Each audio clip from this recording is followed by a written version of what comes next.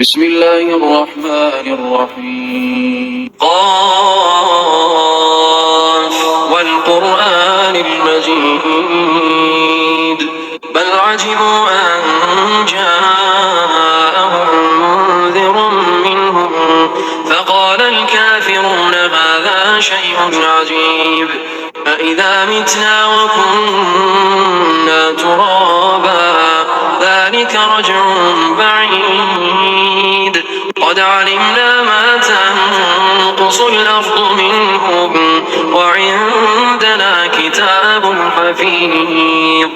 بل كذبوا بالحق لما جاءهم فهم في أمر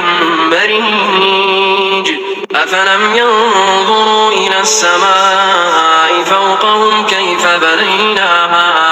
كيف بنيناها وزيناها وما لها من فروج والأرض مددناها وألقينا فيها رواسي وأنبتنا فيها من كل زوج بهيج تبصرة وذكرى لكل عبد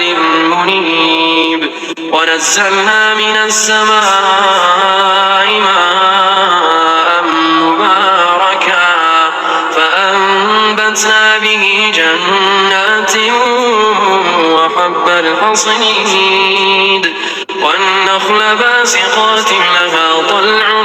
نضيد رزقا للعباد وأحيينا به بلدة ميتا كذلك الخروج كذبت قبلهم قوم نوح وأصحاب الرس وثمود وعاد وفرعون وإخوان لوط وأصحاب الأيكة وقوم تبع كل كذب الرسل فحق وعيد أفعينا بالخلق الأول بل هم في لبس من خلق جديد ولقد خلقنا الإنسان ونعلم ما توسوس به نفسه ونحن أقرب إليه من حبل الوريد إذ يتلقى المتلقيان عن اليمين وعن الشمال قعيد ما يلفظ من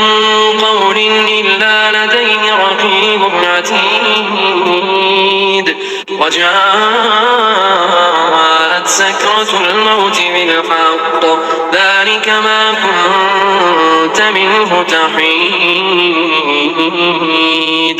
ونفخ في الصور ذلك يوم الوعيد وجاءت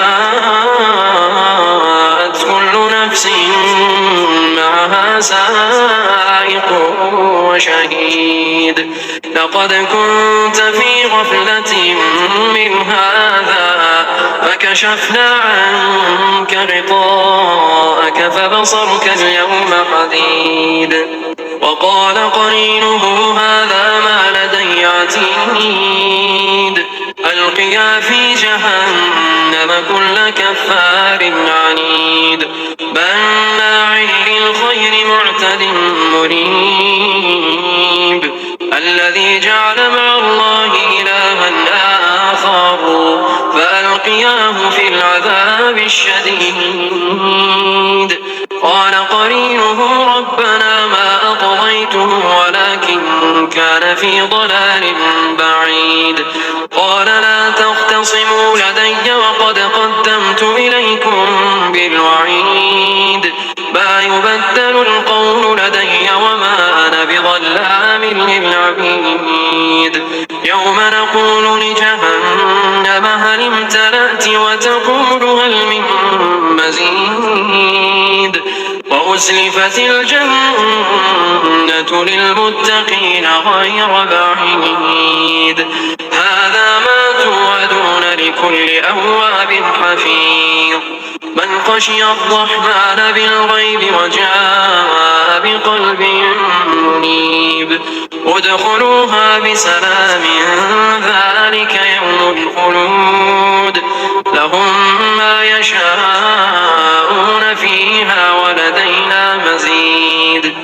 وكم أهلكنا قبلهم من قرن هم أشد منهم بطشا فنقبوا في البلاد هل من محيص إن في ذلك لذكرى لمن